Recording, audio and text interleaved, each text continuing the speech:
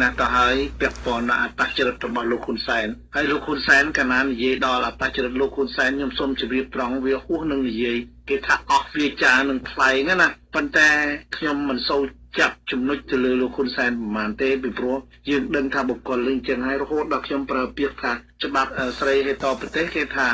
សុខចិត្តរស់នៅកណ្ដាលព្រៃប្រសើរជាងរស់នៅបុរីដែលមានស្ដេចសហោព្រៃផ្សាយយងខ្នងហើយលោកហ៊ុនសែនបើតាមយើងស្ដាប់មតិយោបល់ដែលគាត់លើកឡើងមួយយើងបានវាយតម្លៃគាត់ច្បាស់ណាស់ថាវាជាអកុសលរបស់ប្រទេសយើងដែលយើងមិនគួរបានមានដឹកនាំបែបនេះឡើយពីព្រោះគាត់និយាយក្នុងពេលថ្មីនេះជាសាធារណៈហ្នឹងខ្ញុំឃើញគោលបំណងពីរធំរបស់គាត់គោលបំណងទី1ស្របនឹងលោកសំណាងគុណខ្មែរដែរប៉ុន្តែគោលបំណងទី1របស់លោកហ៊ុនសែនចង់បង្ហាញឲ្យក្រុមអ្នកគ្រប់គ្រងអមេយថងគាត់នៅជុំវិញហ្នឹងគេថាសម្ដេចឆ្លាតចាត់វិធានការឆ្លាតប៉ិនប្រសពអីចឹងណាទី2គឺចង់បង្ហាញពីថាគាត់នឹងគឺមនុស្សមានប្រជាប្រិយភាពដែរមានប្រជាប្រដ្ឋនៅគ្រប់គ្រងគាត់ច្រើនដែរប៉ុន្តែយើងសួរពីដួងចិត្តរបស់មនុស្សដែលមានកតេបណ្ឌិតជាអ្នកដឹកនាំវិញតើជាមនុស្សប្រភេទណាហើយរដ្ឋាភិបាល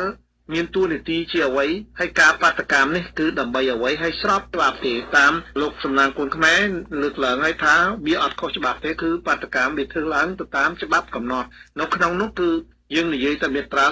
35នៃរដ្ឋធម្មនុញ្ញថារាល់ការស្នើសុំរបស់ប្រជាពលរដ្ឋត្រូវបានយកមកពិនិត្យនិងដោះស្រាយដោយហ្មត់ចត់អំពីអង្គការរដ្ឋដូច្នេះបាតកម្មក៏បង្ហាញអំពីសារមួយនៃការស្នើសុំរបស់ប្រជាពលរដ្ឋទៅលើអ្វីមួយដែលគិតថាជារឿងមិនត្រឹមត្រូវរឿងអយុត្តិធម៌សម្រាប់គាត់រស់នៅប៉ុន្តែលោកហ៊ុនសែនយើងដឹងហើយថាដួងចិត្តរបស់គាត់មិនមែនជាដួងចិត្តសង្គ្រោះប្រទេសជាតិទេខ្ញុំនិយាយច្រើនលើកច្រើនសារហើយថាជំនាញការយួនបន្តខ្លួនឯងនិយាយថាវាមានចំណុចប្រសពជាមួយនឹងគេនោះនៅត្រង់ថាលោកហ៊ុនសែនជាមនុស្សដែលលំមុខអំណាចអត់មានគិតអ្វីក្រៅតែពីអំណាចបន្តខ្លួនហើយជាមនុស្សដែលលោកលន់ស្រេកឃ្លានលុយកាក់នឹងជាធំណាស់ដូច្នេះយើងឃើញសកម្មភាពជាក់ស្ដែងរបស់គាត់បច្ចុប្បន្ននេះយើងក៏ដឹងបានថាអ្វីដែលយួនគេរើសគេតែងតាំងគាត់នឹងរហូតដល់ចប់មកដល់បច្ចុប្បន្នដោយគាត់យល់ថាគាត់ជាប់ឆ្នោតនេះគឺដោយ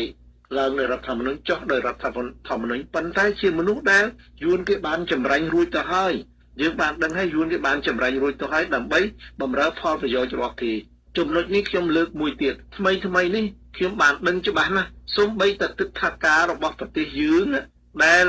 ផ្ដល់ជូនដល់ប្រជាពលរដ្ឋខ្មែរយើងជាពលករទៅធ្វើការនៅកូរ៉េក្តីនៅអូស្ត្រាលីក៏ដោយនៅប្រទេសនានាក៏ដោយវ័យត្រាប្រថាប់ត្រានៅគេដាក់នៅធ្វើនៅទីក្រុងអតីតទីក្រុងព្រៃនគររបស់ខ្មែរបច្ចុប្បន្នគេថាទីក្រុងរបស់ហូជីមិញទីក្រុងហូជីមិញនេះវាមានន័យថាម៉េចគឺគេចាប់ផ្ដើមធ្វើឲ្យមានស្មារតីបន្តិចម្ដងមាតុភូមិរបស់យើងនេះបន្លំដើម្បីយួនងាយស្រួលក្នុងការទៅបាក់លេបកម្ពុជាយើងដោយគ្មានអ្វីចម្លែកថាកាលណាគេយកបានយើងវាសមទៅហើយនេះគំនិតនិងយុទ្ធសាស្ត្ររបស់យួនហើយលោកហ៊ុនសែនឥឡូវលោកហ៊ុនសែនបើសិនជាគាត់ជាមនុស្សខ្មែរមែនបេះដូងជាខ្មែរមែនហើយគាត់ជាមនុស្សដែលរៀនសូត្របានចេះដឹងត្រឹមត្រូវមែនគាត់មើលឃើញគំរូរបស់គាត់ដឹកនាំប្រទេសបន្សល់ទុកអ្វីខ្លះបាត់ដីធ្លីដីតំបន់សម្បត្តិសេដ្ឋកិច្ចនេះខ្មែរទៅនៅអត់បានទេកម្មករសិទ្ធិកម្មកររបស់យួនតាមលោកបណ្ឌិតកែមលីមានប្រសាសន៍ថា1ហិកតាដាក់ប្រជាពលរដ្ឋយួន2គ្រួសារវាសោកសៅណាស់ហើយយើងអត់អាចទៅជិតបានទេហើយភាពមិនស្មោះត្រង់ឬការល្ងងខ្លៅរបស់គាត់នឹងគេមិនដែលប្រទេសណាមួយគេឲ្យដីសម្បត្តិសេដ្ឋកិច្ចទៅឲ្យប្រទេសជិតខាងដែលនៅជាប់ព្រំដែននឹងគ្នាឲ្យរាប់99ឆ្នាំដោយលោកហ៊ុនសែនទេនេះជាបេះដូងអីជនអន្តរប្រវេសន៍របស់យួនចូលមកស្រុកខ្មែរច្បាប់មានហើយរដ្ឋាភិបាលដែលជាស្ថាប័នមួយធានាក្នុងការអនុវត្តច្បាប់នោះមិនដែលឃើញមានរៀបចំយន្តការឲ្យបានត្រឹមត្រូវដើម្បីដោះស្រាយបញ្ហាជនអន្តរប្រវេសន៍នោះទេជនអន្តរប្រវេសន៍របស់យួនប្រវត្តិសាស្ត្ររបស់យើងចែងច្បាស់ហើយការយកបានទឹកដីកម្ពុជាក្រមគឺតាមរយៈការបញ្ចូលប្រជាសាស្ត្រនឹងគឺជនជាតិរបស់គេចូលមកបន្តិចម្ដងរហូតដល់អុកលុកជាមួយយើងនេះជាចំណុចមួយដែលយើងទាំងអស់គ្នាមានការភ័យព្រួយរបស់យើងយ៉ាងដូចនេះប៉ុន្តែលោកហ៊ុនសែនមានការភ័យព្រួយទេថាมันខ្វល់ទេมันខ្វល់ដោយសារអីដោយសារបេះដូងរបស់គាត់មិនមែនជាបេះដូងរបស់ខ្មែរឡើយហើយគាត់មានអំណាចនៅក្នុងដៃគាត់ថាបើសិនជាអ្នកណាមួយនិយាយថាគាត់មិនជាអ្នកស្នេហាជាតិមិនជាអ្នកស្រឡាញ់ប្រទេសជាតិគាត់នឹងចាត់វិធានការដោយកន្លងមកគេចាប់លោករងជនលោក កំសខានឹងលោក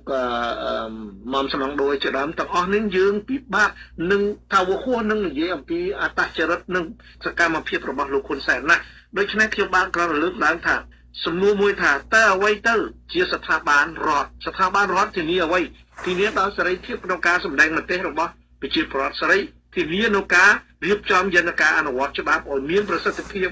ដែលជាអ្នកទទួលខុសត្រូវចំពោះមុខរដ្ឋសភាប៉ុន្តែឥឡូវនេះរដ្ឋាភិបាលវាខុសច្បាប់មិនស្របច្បាប់រដ្ឋសភាក៏មិនស្របច្បាប់ទៀតប៉ុន្តែហ៊ុនសែននៅតែរឹងទទឹង